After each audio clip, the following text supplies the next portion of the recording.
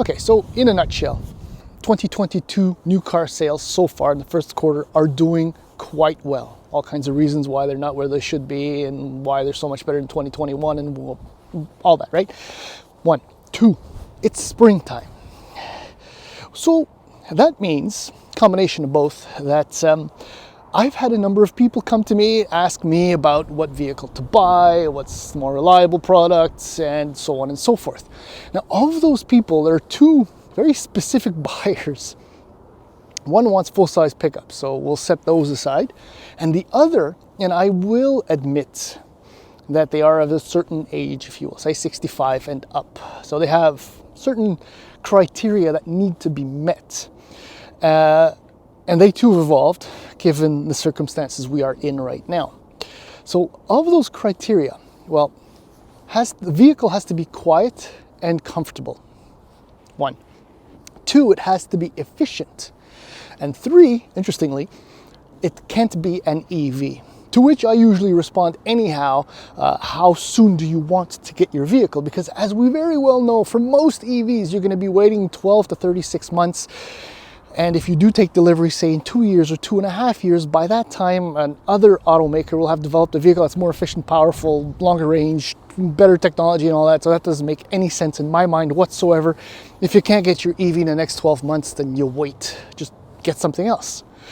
Which brings me to what I have recommended to at least 3, maybe 4 people. And that is, well, a hybrid, not a plug-in hybrid, a hybrid and a hybrid within the Toyota and Lexus family. It's really that simple. I mean, yes, we know that Toyota waited a long time to kind of jump onto the EV bandwagon, but maybe they knew something that others didn't know or yet understand, and that is that their series of hybrid vehicles are the perfect, screw plug-in hybrids as far as I'm concerned, but hybrids are the best in-betweeners between a full ICE and a full EV, and they probably will be for the next 3 to 5 years. I know, I hope fuel doesn't go up to $3.50 a liter. It's closing in on 2, which is why, or it's dropping back, which is why people want efficient vehicles. And this week, I happen to be driving what is, well, for the 3 people I can think of right now off the top of my head, is the vehicle that I suggested to all of them. This is a brand new, all new 2022 Lexus NX, which has always been a very, very popular small luxury premium SUV. At least in my neck of the woods, in the greater Montreal area, they are all over the place. It's relatively easy to understand. Design is nice. Interior is very nice. Pricing is reasonably decent, and the powertrain options are good. And it happens to be maybe a little bit more reliable than your average German product. So what I'm going to do in the following video is that we're going to explore, as per the norm, this brand new Lexus NX, which happens to be, in my opinion, the best version of the Lexus NX, the 350h. That's right, this is the hybrid, not the plug-in hybrid. Like I said, no to plug-in hybrids. And then we'll take it for a drive. And I think you're going to have to agree with me that this is a, short of getting an RX, you get an NX, and you pretty much have the answer to all your basic needs, at least for these 3, possibly 4 people who are looking for something quiet, efficient, and happens to be good looking too. Let's do this. The first generation Lexus NX came out in 2015 and was an almost instant hit. I mean, I just mentioned everything. Essentially, what made it so great is the styling, the content, the comfort, and the various powertrain options, all-wheel drive, and all of that for a reasonably affordable price. And now for the 2022 model year, well, it's completely revised, top to bottom, head to toe, and the pricing starts at $39,025 for the front-wheel drive base version in the US.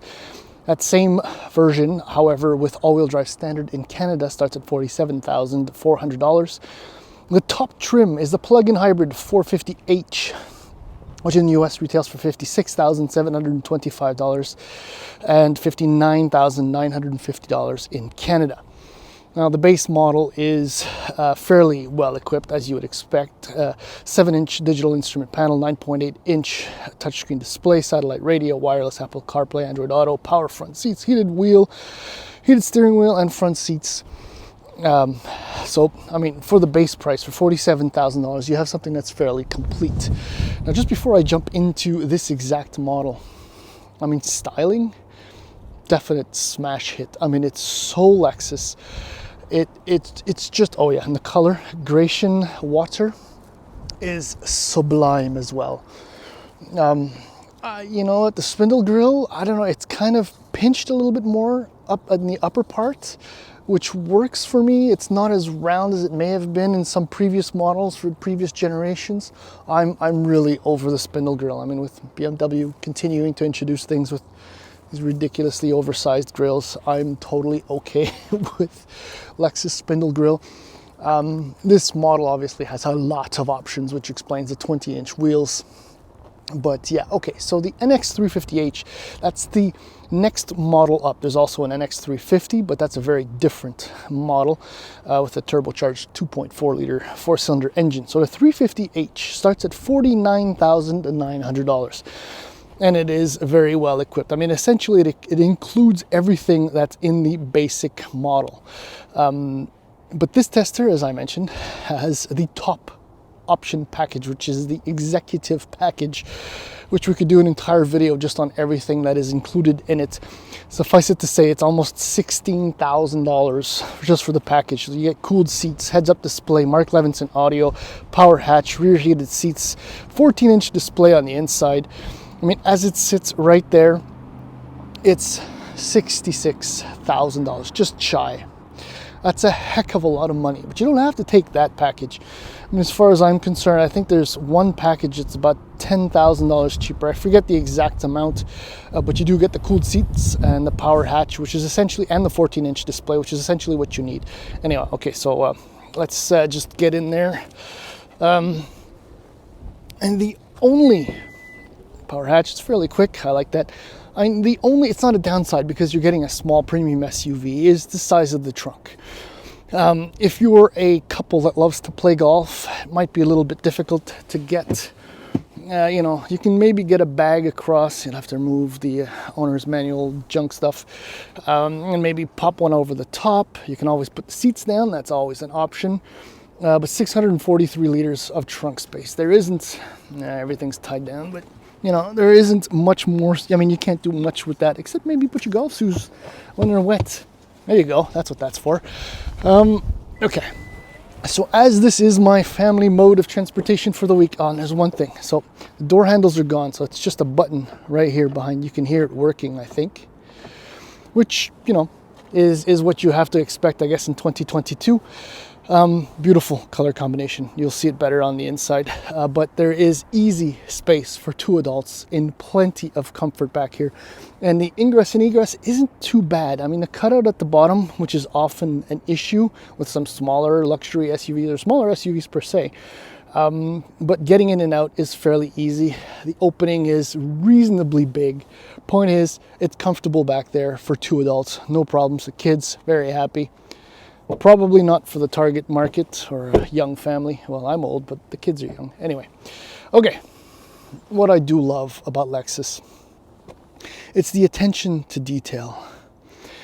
I mean, it doesn't look like much, but that's just the configuration of the inside. But this bronze-like cross-stitching on both the white leather and the black leather, or Nutex, whatever it's called.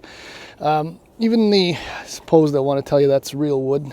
Maybe it is. I didn't even check that. Mark Levinson audio as part of the executive package. The door card looks plain, but there's quality. You know it's quality. And here's another new thing about this thing. There are no door handles per se anymore to get in and out. So you press once to pop it, and if that fails, you can always pull twice, and that will open the door manually. Okay, seats, ultra super comfortable. Multiple many way adjustments, power lumbar. I mean, it's almost all the way out there, and I'm a happy old man. The interior, very different. And there's one key element which I'm so excited to talk about. I'm going to skip right to it right now. If you go down here, you'll notice something is missing. Do you not see it? Do you see what I'm saying? There's no stupid trackpad, which has been a nightmare for as long as I can remember with Lexus. It's gone. It's gone because you don't need it. Because you have this gorgeous 14-inch screen, which is, as far as massive screens are concerned, it's so easy to use. I mean, right now we're just in a, regular audio screen, navigation, reimagine it, whatever. Phone was not connected, your car menus, blah, blah, blah. I'm just showing you how quick it is to function. And there's your shortcut for some quick climate control systems. What I do like is that the buttons right there work almost immediately. They're so quick. Look how beautiful that is. Isn't that wonderful? What else did I want to show you? Looking through the phone is difficult. You can close that. There's kind of another series of shortcuts. It's very intuitive, easy to navigate and find. These are your little climate wheels. You can see the color differences on the inside. It's fantastic. Quick front defrost. There's still a volume knob. I mean, look, if this isn't thinking about your average buyer, your average user, I don't know what is. Here's your full digital display right here, which does work. Here's another problem. I'm reminded as I look at it. So to change the menus, can you see the heads-up display? Yes, I think you can. Okay, so by using the buttons are like haptic sensitive. This is not going to show very well. I can't even see it through my phone, but just by touching the button, the menus pop up, and then you have to press again to switch it. Bottom line is, this is the only overly gimmicky aspect of the NX's interior.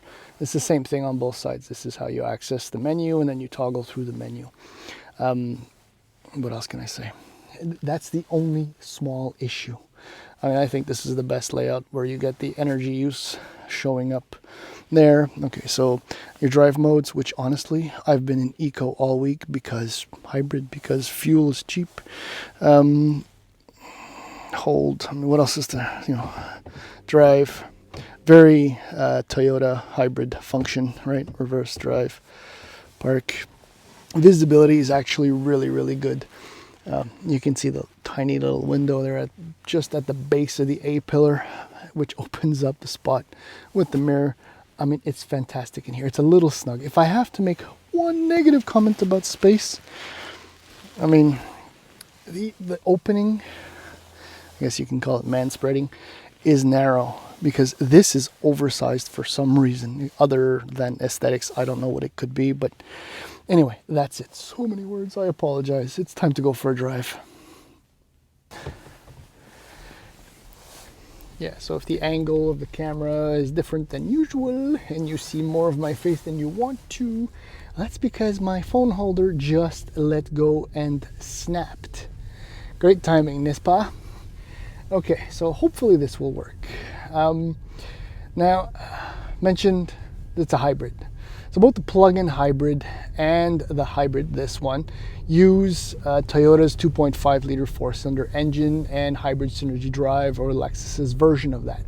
So essentially, this is the same powertrain you will find in the RAV4 hybrid or the Sienna hybrid or the Venza and all of that, with only, well, I didn't even count minor differences. I mean, the RAV4 and the Venza, the hybrid system there develops 219 horsepower.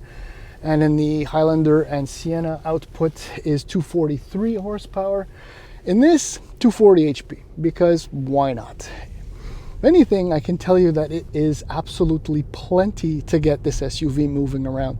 In fact, even in eco mode, if you're insistent enough on the throttle, the 350h just really, really moves. It moves quite well, in fact. At a 0 to 100 kilometer an hour time is of 7.5 seconds. I mean, you're not going to break any records, but that's not the point of this SUV, right? Because it's a hybrid and it's because it's a hybrid, that's right, you can expect to average, on average, about 6 liters per 100 kilometers. Now, in the city, if you're patient and you're good with the throttle, you'll get a few hundred plus meters of full EV operation. In fact, with the battery full and, light throttle application, there is an EV mode, and it will lock out the engine, the petrol engine, as much as possible. Let's put it that way. You can see the top of the wipers. It just started snowing because why not? So I'm averaging much more than that, however, about 7.5 liters per 100 kilometers. I'm trying to figure out why that is. I mean, most of my driving has been done in the city.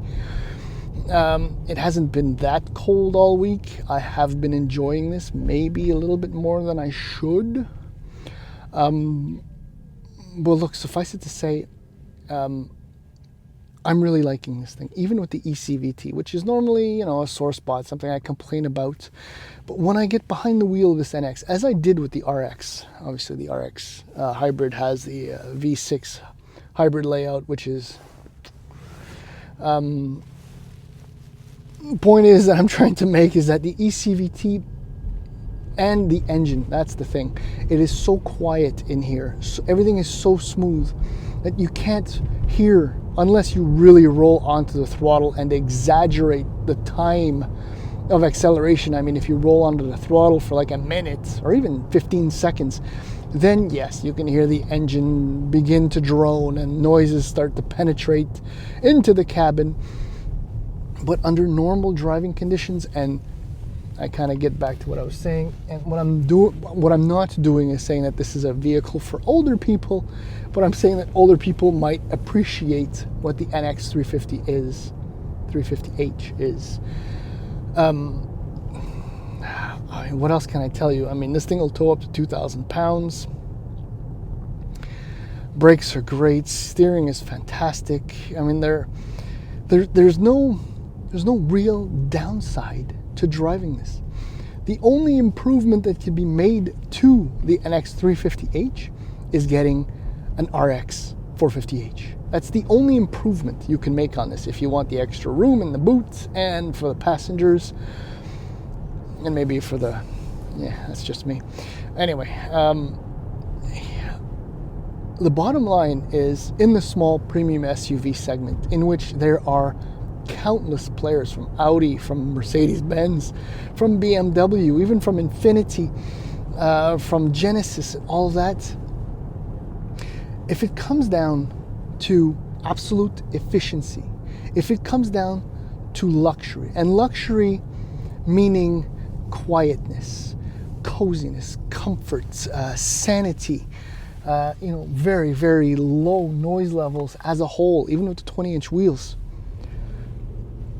there are maybe more interesting premium small SUVs out there, but none deliver on all those points like the NX 350H can. I mean, and the ride quality, as I get onto a slightly rougher road, is fabulous. Even with the 20-inch wheels, that's the crazy part. I mean, it's so smooth in here, and everything, the chassis is responsive, handling is good. Yes, I am absolutely losing it over an NX 350H because it's everything. It is essentially everything in a small size. And everything is true luxury, true efficiency. Well, maybe I'm averaging 7.5. I don't remember if I mentioned it, which is not great, but still not that bad. Quiet, efficient, luxury, smoothness, well-being, presumed excellent reliability. I mean, there isn't anything more that you could possibly want or need, because it looks good too. That's it.